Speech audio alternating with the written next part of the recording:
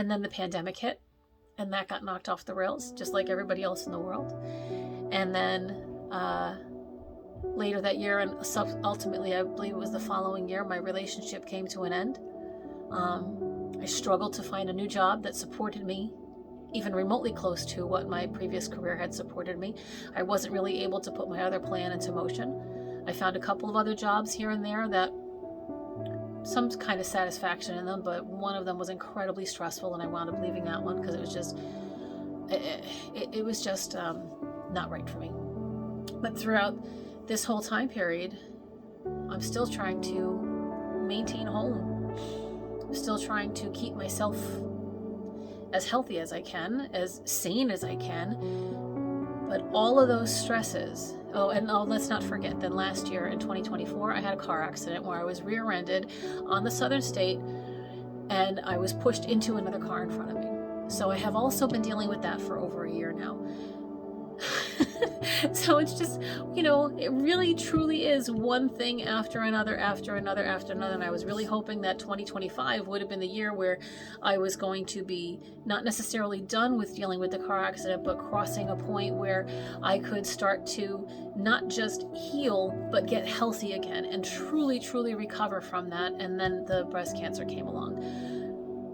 So the last 5 years, 6 years have been so incredibly stressful for me on a daily basis, all of these things, and a lot of it's just, what winds up happening is you struggle, or this is for me, I struggle with being motivated, interested, dedicated, consistent with doing the daily, day-to-day routine things in my home, because I'm trying to survive, and those things just don't seem important mostly. So it's all of the, it just compounds. And I just wanted to share that it isn't, we all have those huge stresses in our life every so often. Every once in a while, we're going to come across a tremendous decision that we have to make. We're going to come across some deadline that we don't think we're going to meet. We're going to come across some finance thing that we're not going to,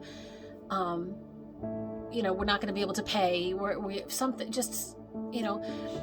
to let somebody down. We're going to disappoint somebody. We're going to anger somebody, and all of those things can come together. But it is oftentimes those day-to-day stresses of just getting the dishes done.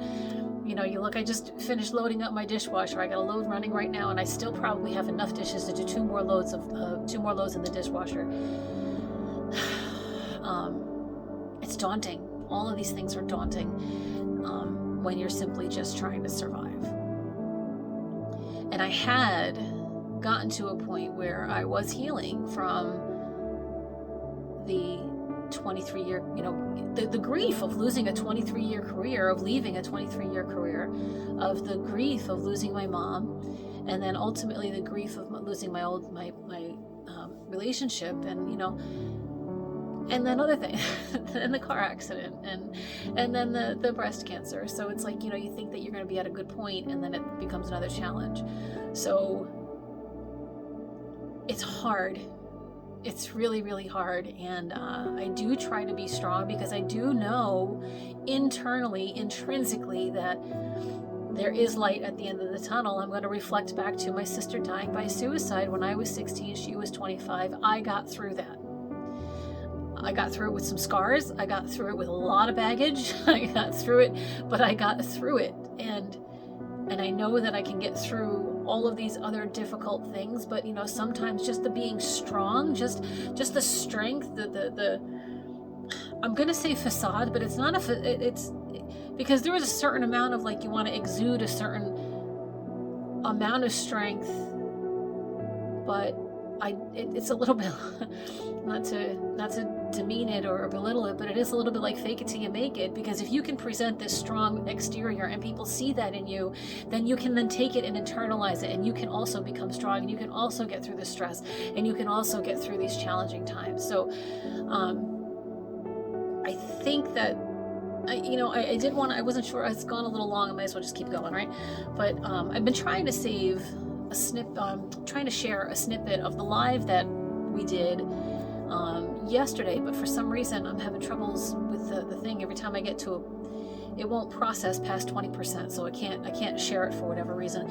But the part that I wanted to share, that I've been wanting to share, is I had written this poem because a couple weeks ago in a previous live we had talked about strength and about what it might mean to be strong, and a lot of people do tell me that they see me as strong, that I'm one of the strongest people they know, and I take it as a compliment, and I take it and I try to internalize it and say thank you and figure out, well, what does that mean? Well, what am I doing that's strong? And so I wrote this poem the other day, and I shared it on the Sunday Night Live part I've been trying to share. So it's really quick. She took the news like it was the weather. She put on the appropriate layers. She clicked the remote starter to make sure her car was completely warmed up. She grabbed her hat and gloves and made her way to the doctor. So if you made it this far, thank you, first of all. But secondly, it's about how we can be given horrible, horrible news. And then the reality is that at some point it just becomes, you just deal with it. You just deal with it. You take the test, you go to the doctor's office, you get the treatment, you take the diagnosis, you take the setback, you take the move forward, whatever it is. And you just move forward and you just deal with it. And I guess that is a form of strength in itself, because really, what is the alternative? But it's a heavy one today, guys. Sorry. But I really found the whole stress thing fascinating, because I think a lot of people think that when we hear stress, we think it's those big things. But it really is just the day-to-day. It can be the day-to-day, especially when you become a caregiver for someone. It's very, very difficult. It's a close loved one. It's incredibly difficult. And I did, at the end, because I was her healthcare proxy and all that, I did have to sign the DNR for her over and over and over again, which of course added to the stress. Anyone who's been through that will understand. I had to sign it every time she switched from the nursing home to the hospital, to the nursing home to the hospital, over and over and over again. Until the very last day, when I had to tell the doctor to make that decision. And I suppose that stress all still wears on me. And I don't know if all of that caused me to get breast cancer, but I'm certain it contributed.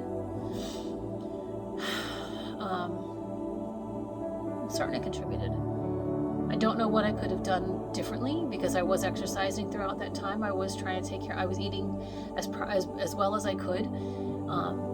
I was taking care of myself, and as the time wore on, I did that less and less. That is the truth. And then probably even after, I don't know. I did lose track of myself somewhere along the way, but I did start off eating well and exercising and taking care of myself really pretty well. But we are over 20 minutes now, and I'm sorry, I did not want it to be a long one, but of course it's probably one of the longest ones I've done. But just take care of yourselves, guys. If you find yourself in those situations with stress, those day-to-day stresses, those day-to-day difficulties, those life choices, the big choices, the horrible deadlines, all of these things, take a moment, breathe, just breathe. That's where it's got to start. Don't worry about things that are upcoming, because you can't do anything about them.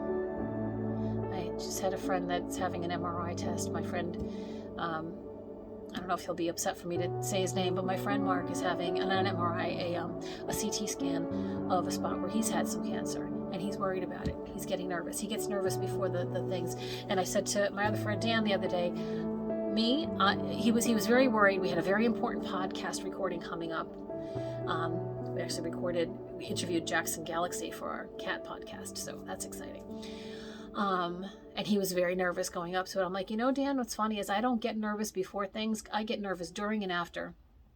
And that's been throughout all of my performing career, really. I'm not so much nervous before. I get nervous during, and I get nervous after, because then I analyze everything. But I know a lot of people, it's normal for people to worry beforehand. But really, what are you going to do about it? Can't do anything about it. You can think about things, you can prepare for them, you can make lists, you can say, okay, well, what if my worst case scenario comes true? Then you say, what do I do? And you make a list and you prepare. But then you also say, well, what if the best case scenario comes through? Then that's great. Then, okay, well then what's the next step? Is there anything else I need to do after that next step? And for me, that helps me get through each step of worry, each step of whatever could be my stressor. I'm not always great at applying all of it, but that's my mindset. That's where I go. So that's my 22, almost 23 minutes worth of my thoughts on stress and worry in our lives, and the chaos and the things that can really impact us that we might not realize are impacting us. So truly, take care of yourselves. All right? Thank you again if you made it this far. Thank you for listening. I truly, truly appreciate it. Please like and share and follow and all of the stuff. I have lots of links in my bio, lots of links that I put in the comments. If you could just check out, any of those things and support me and my friends in all those ways, that would be really appreciated. So thank you. Take care, guys.